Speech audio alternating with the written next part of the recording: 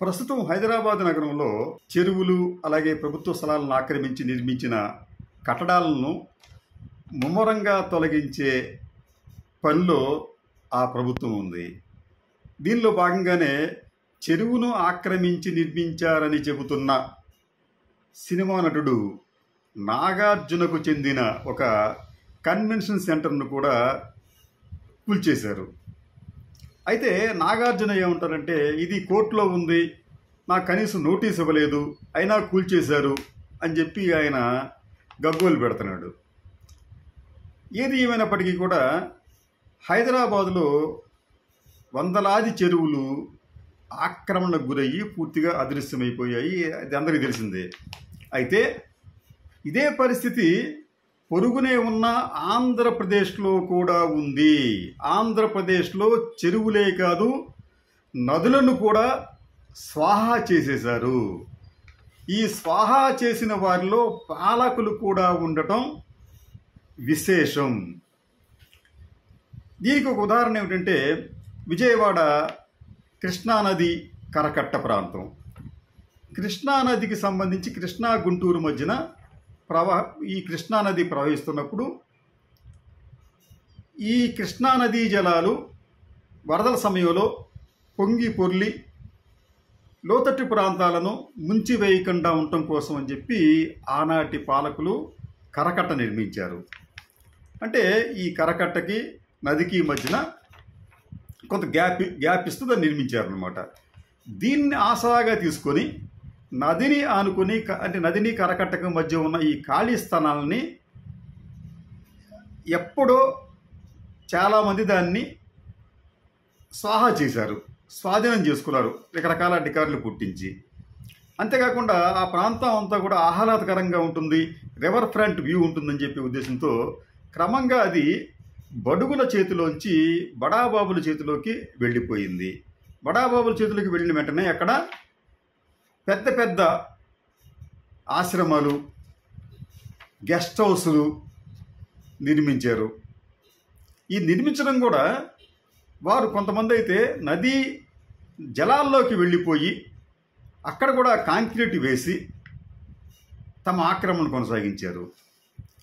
ఇలా నిర్మించిన వాటిలో విచిత్రంగా ప్రస్తుత ఆంధ్రప్రదేశ్ ముఖ్యమంత్రి చంద్రబాబు నాయుడు గారు నివసిస్తున్న భవనం కూడా ఉంది. అయితే ఈ భవనం ఉండటం అనేది తప్ప అంటే అది ముమ్మాటికి తప్పే. అక్కడ దాదాపు మీకు కృష్ణా ఈ గుంటూరు మధ్యన ఈ కరకట్ట ప్రాంతంలో ఒక రకంగా చెప్పాలంటే కృష్ణా జిల్లా పరిధికి వచ్చేటప్పటికి 48 భవనాలు, అలాగే గుంటూరు జిల్లా పరిధికి వచ్చేటప్పటికి 18 భవనాలు అక్కడ నిర్మించారు. దీంట్లో ఒక అతిపెద్ద న్యాచురోపతి హాస్పిటల్ కూడా ఉంది. అంటే ప్రకృతి వైద్యశాలగా దాన్ని చెప్పుకుంటున్నారు. అది దాదాపు 250 బెడెడ్ హాస్పిటల్గా అది నిత్యం ఒకటి 2000 మంది వస్తూ ఉంటారు. వారితో సహా ఈ భవనాల్లో నిర్మించే వారందరూ విసర్జించే వ్యర్థాలన్నీ కూడా కృష్ణా నదిలోనే కలుస్తున్నాయి. ఇది ఒక తీవ్రమైన ఉల్లంఘన. అయితే మరో ఉల్లంఘన ఏమిటంటే, అసలు ఈ కట్టడాల నిర్మాణం అనేది అక్రమం అని చెప్పి 2015 జనవరిలో ఆనాటి ఇరిగేషన్ శాఖ మంత్రి దేవినేని ఉమామహేశ్వరరావు గారు స్వయంగా చెప్పడమే కాకుండా 2 లాంచీలలో విజయవాడ ప్రాంతానికి చెందిన అన్ని వార్తా సంస్థలు, పత్రికలకు సంబంధించి అలాగే టీవీ ఛానల్కి సంబంధించిన విలేకరులందరినీ కూడా తీసుకువెళ్ళి మార్గ మధ్యలో అక్కడ నిర్మించిన ఈ భవనాలన్నింటినీ కూడా చూపిస్తూ, ఇవన్నీ కూడా అక్రమంగా నిర్మించినవే, వీటిని మేము కూల్చివేస్తున్నాం, వీటికి మేము నోటీసులు ఇస్తున్నామని చెప్పి చెప్పడమే కాకుండా 2015 ఫిబ్రవరి 5వ తేదీన రెవెన్యూ శాఖ వారితో వాటి కూల్చివేతకు నోటీసులు కూడా ఇప్పించారు. అంటే ఇక స్పష్టంగా మనకి ఏమవుతుందంటే, అక్కడ నిర్మించినవన్నీ కూడా అక్రమ కట్టడాలే అని చెప్పి. అయితే అనూహ్యంగా ఈ నోటీసులు ఇచ్చిన కొంతకాలానికి చంద్రబాబు నాయుడు గారు ఓటుకు నోటు కేసు తర్వాత హడావిడిగా మూటాముల్లే సర్దుకొని విజయవాడ వచ్చేయటం, ఆ తర్వాత ఆయనే ఈ అక్రమ కట్టడంగా తన మంత్రివర్గ సహచరుడు చెప్పిన భవనంలో మకాం వేయటం జరిగింది. ఆ తర్వాత ఏమి జరిగిందో ఎవరికీ తెలియదు, ఆ నోటీసులు ఏమైపోయినాయో ఎవరికీ తెలియదు.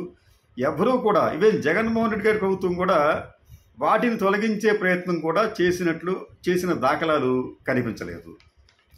అయితే వారు తొలగించకపోయినప్పటికీ కూడా అక్కడ జరిగింది ఏమిటంటే ఖచ్చితంగా అనేక రకాల చట్టాలను ఉల్లంఘించి ఆ భవనాలను నిర్మించారు.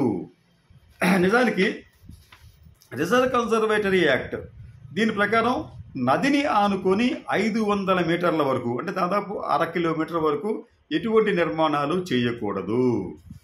అయితే నేషనల్ గ్రీన్ ట్రిబ్యునల్ ఆరైతే ఒక 4 ఏళ్ల క్రితం ఇచ్చిన ఒక తీర్పులో వాళ్ళు ఏం చెప్పారంటే, నదీ తీరాన దాదాపు 200 మీటర్ల వరకు నిషేధిత ప్రాంతంగా ప్రకటించాము, అక్కడేం నిర్మించకూడదని చెప్పన్నారు. కానీ కృష్ణా కరకట్ట వద్ద నిర్మించిన భవనాలన్నీ కూడా ఇంచుమించు నదీ జలాలను ఆనుకునే ఉన్నాయి. కానీ ఇది ఎవరికీ కూడా ఒక పెద్ద ఉల్లంఘనగా కనిపించటం లేదు. అంతేకాకుండా ఇక్కడ మరి ఇంకొక అంశం ఏంటంటే, municipal administration and urban development శాఖ 1996 మార్చి 8వ తేదీన విడుదల చేసిన జీవో 111 ప్రకారం నదికి సమీపాన ఎటువంటి నిర్మాణాలు చేయకూడదు, ఈవెన్ ఎలక్ట్రికల్ పోల్స్ కూడా వెయ్యకూడదు. ఆ ఉల్లంఘన కూడా జరిగిపోయింది.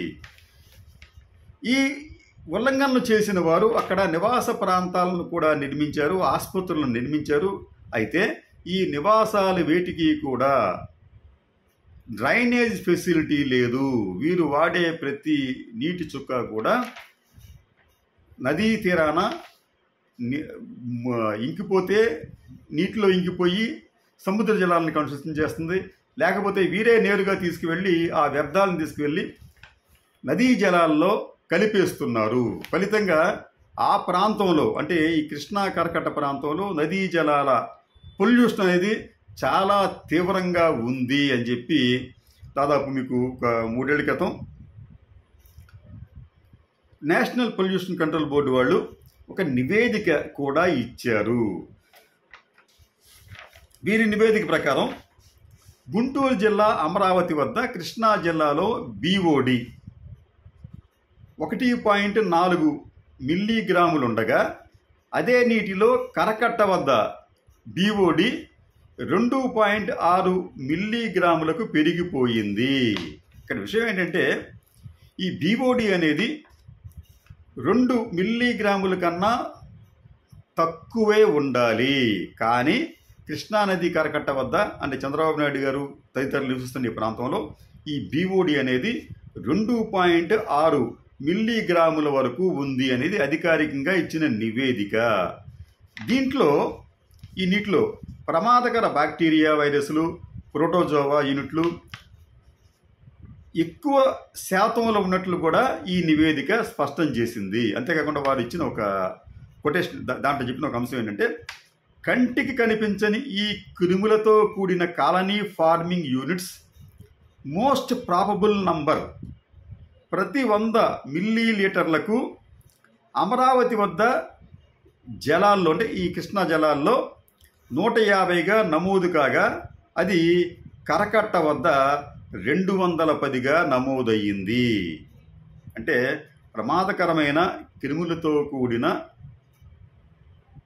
ఈ నీళ్లు తాగటానికి ఏమాత్రం యోగ్యంగా లేవు, పానయోగ్యంగా లేవని చెప్పి కూడా ఈ పొల్యూషన్ బోర్డు చాలా స్పష్టంగా చెప్పింది. అంటే ఈ ప్రాంతాల్లో తిష్ట వేసిన పెద్దవారందరూ కూడా అతిక్రమణ చేయటమే కాకుండా పవిత్రమైన జలాలను కూడా అపవిత్రం చేస్తున్నారు. ఒకవైపు కృష్ణానదికి హారతలు ఇస్తున్నామని చెప్పి చెప్పుకునేవాళ్ళు, మరోవైపు కృష్ణానదిని తమ వ్యర్థాలతో కలుషితం చేస్తున్నారు. అయితే వీరిని అక్కడి నుంచి కదిపే ప్రయత్నాన్ని ఎవరూ చేయలేకపోతున్నారు. ఎందుకంటే ఎవరైతే చట్టాలు చేస్తారో వారే అక్కడ ఉన్నారు కాబట్టి వారిని కదపటం అనేది అసాధ్యమైన పనిగా కనిపిస్తోంది. కాబట్టి ఈ ఆంధ్ర ప్రాంత ప్రజలకు ముఖ్యంగా ఈ ఈ ప్రాంతంలో కృష్ణా గుంటూరు మధ్య జలాలను కలుషితం జరుగుతుంటే ఆ జలాలనే తాగుతున్న విజయవాడ గుంటూరు పౌరులను ఎవరు కాపాడతారు? ఎవరు కాపాడలేరు. మీరు గమనించారు లేదో ఒకసారి విజయవాడ రండి. విజయవాడ మున్సిపాలిటీ వారు సరఫరా చేస్తున్న నీరు ఎంత మురికిగా ఉంటుందంటే అంత మురికిగా ఉంటుంది. ఎవరూ కూడా దాన్ని తాగే సాహసం చేయటం లేదు.